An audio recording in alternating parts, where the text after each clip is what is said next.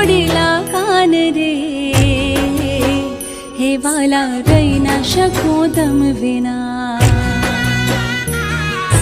हलकाना मन घूमती मानव राव कोडिला कान रे